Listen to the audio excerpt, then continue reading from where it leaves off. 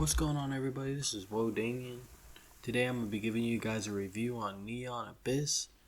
I'm not going to give you much of an intro, I'm just going to go ahead and jump straight into it so we could talk about the game. Neon Abyss is a new roguelike. It just dropped on July 14, 2020. It's on Game Pass. It will be coming to the Nintendo Switch if it's not there already. And it's going to be on Steam. It'll probably be on PlayStation also. It's a new roguelike, but does it have the potential to stand out in this? I'm going to say this is a saturated genre at the moment, but there's been a lot of games coming out for it. And a lot of the games that have been coming out have been looking pretty nice, like Flans. I think the other game was like Gungeoneers was another new game that just came out. We even got Dead Cells, Monster Train. Even these are deck builders, they're still roguelike similarities. However, Neon Abyss, I think it wants to fall back a little bit more. It's going more of the Binding Isaac route, the Enter the Gungeon kind of style, which I love. Binding Isaac and I love Enter the Gungeon. So, when I heard about this game, I was already ready for it. This game is published by Vivo. To get started, we're going to go over the audio first. The sound effects in the game, for example, like the guns, it sounds okay. I mean, it's not bad, but it's nothing to be blown away by. The explosives as well. It just sounds like your standard explosive in these types of games. That's nothing to be blown away by. No wow factor when it comes to the audio of the items themselves, or even the monsters don't really have any sounds that I would remember. However, the music in the game is great. I want to say that the music is their main focus when it comes to the audio, and they really play on the music in the game, from the main hub to even when you're on the little dance floor for mere seconds. You'll notice the beat will change, and the beat will go according to how they're dancing for each person. Also, when you go to the bosses, the beat will change. If you find hidden levels, other areas, and within the run you're doing, there's going to be different music, where the beat might increase or might decrease depending on what's going on. It's really cool. I really like the electronic house party kind of music. It's a nice vibe for the game. Visuals, I would say, like I had said earlier, the past few roguelikes have been really nice. Dead Cells looks good. Hades is another good looking one. Griftlands looks great. This one, like, they did take a step back. They're more trying to go for that Binding of Isaac's kind of graphics, where it's a little bit simpler graphics and focusing more on the gameplay and synergies. So it has a strong Binding of Isaac. I would say it has somewhat Enter the Gungeon vibe to it, but not really at the same time. The big thing is the guns for Enter the Gungeon, of course. And even though it's similar with guns to Enter the Gungeon, they have some very unique guns in here. There's not really any guns I would say, damn, you stole this from Enter the Gungeon, but it's not really like that. Visuals, I would say it's fine. It works with the game, because you'll see the neon background really pops off. The bosses, they usually tend to shoot a lot of neon light colors, which is fun to see. It really makes the screen pop. Now, sometimes the screen can get a little clustered, and it can be hard to differentiate if it's your own person's weapon or bullets or bombs, or if it's enemies' bullets or bombs, because the screen can get crowded, because you can have multiple buddies or pets, whatever you want to call them, on the screen with you, helping you. So let's say you have 5 or 6 of those guys shooting bombs and bullets, and then you have maybe a big beam gun. There's still enemies on the screen that are shooting as well, so it can be a little bit cumbersome trying to differentiate, is that your bullet or someone else's bullet. The gameplay is spot on. The gameplay is it's great. It has that great addicting roguelike where you're like, okay, I'm gonna have to play another one. I want to play another one. Even if you had a bad run, a good run, you could have had a god run, you're still gonna want to play again. That's just the gameplay in it. The gameplay is clear. The goal is you clear each level, you clear the boss on each level, and then you clear that final boss to expand the game, essentially. This one is very similar to Binding Isaac, where you clear the last boss to your runs, basically. So, also something I noticed, that I want to say that if anybody knows the roguelike Flint Hook, it did this in their roguelike, where there was a target you had to kill to advance. So that's similar to this. There's a target you need to kill to advance in the game. But yeah, so the game has a lot of longevity to it, if you will. I would say I've played for well over 10-15 hours, which is nothing in a roguelike, but just new weapons every single run. I'm constantly coming across new items all the time. The gameplay is great because I mean, you have one weapon at all times. You unfortunately can't have more than one weapon, but you use that weapon and you build off of the synergies off of that and off the synergies of your item. Not only do you have weapons, but you also have buddies.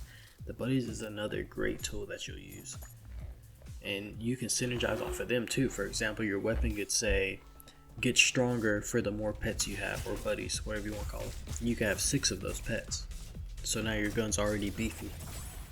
The synergies are fantastic in this game, to be honest. There's so many synergies, it's unreal. Now I want to say the game, when it comes to the game itself, I want to say they focus more on making the game fun than challenging. It can be challenging, don't get me wrong, it's a challenging game, it's a roguelike, but I feel like the fun factor is very high in that one. The center, you can make some amazing synergies, and some of the items you get I just haven't really seen in other roguelikes. For example, you could get a key that gives you 99 keys. You can get a lottery ticket and you get 99 coins, something like that. 777 coins I think it is, stuff like that. And there's runs where you'll get no keys, no grenades, it's all random when it comes to that. But there's some synergies I was doing. For example, was I would have explosives, an explosive weapon, and I would have it to where I picked up an item where explosives won't hurt me, and then explosive damage increasing. I just kept increasing explosive damage on my weapons.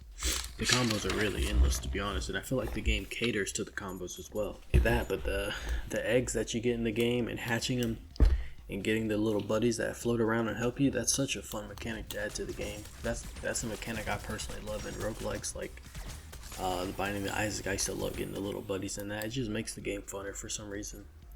And then Enter the Gungeon used to have some of the greatest partners you could get. If anybody remembers the cop that you get in that game, that's what I'd like to say about the game. I think it really is a great game. It's a great buy. $20 is a good buy.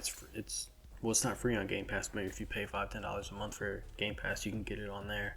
You could even try the demo on Steam if you really want to give it a test run. And the demo's pretty good demo. I mean, you get to play through 4 levels, and it seems like it's giving you a good bit of items. I'm gonna hit you with a quick pros and cons just to really solidify how I'm feeling about the game. The things that I enjoyed about it. The upgrade system, it has a good upgrade system. It seems like, some of the items are a little pricey for the amount of that type of currency that you use to upgrade. So that does increase the longevity, so you're just gonna have to grind it out.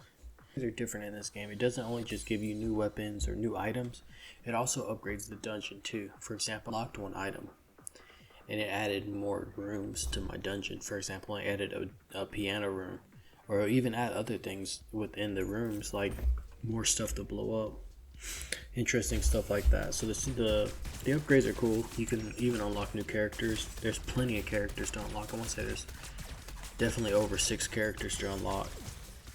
I really like the synergies. The synergies are fun. One thing I really like is when you pick up an item in this game, it will physically change your appearance. And it will stack it. It'll keep stacking your appearance, so your appearance will look goofier and goofier. And not only that, it changes the appearance of your gun too. So the more items you get, the goofier your gun looks. It's just a fun thing. Like I said earlier, the eggs. I love the eggs in this game. The eggs are so fun. But hatching the eggs and seeing how many little partners you could have helping you fight. I want to say there was one time I had up to 8 little dudes helping me fight. That was just, the screen got crazy, but that was so much fun. And it's interesting that there's so many synergies with the eggs too. It's unbelievable. Like, your little guy could die, but then you might have a chance of spawning another one, or they might drop a bunch of hearts for you. It's just really interesting. The cons, honestly, I really don't have too many cons for the game. Sometimes you can get some really unfortunate runs where you might go through 4 or 5 levels and you don't see a key the whole time, or you don't see a grenade the whole time. But it is somewhat random, so that just happens. Just had an unlucky run, but it doesn't mean you can't get the job done with what they're giving you. It's just you're not getting what you want. The way the enemies look, They're okay. They're like nothing special. They're just alright, really. The boss is the same too. I haven't got to like I beat some of the targets, but I haven't got to the very final boss. But those guys look pretty cool, and the boss fights of those are a little more intense. So I'll give them that. Like that, there's another big thing that I don't like is that you can't save the game and come back to it in the middle of the run. You have to abandon the run, which is unfortunate. Online, if you like roguelikes, this is a definite buy. You even have the demo on Steam to give it a shot.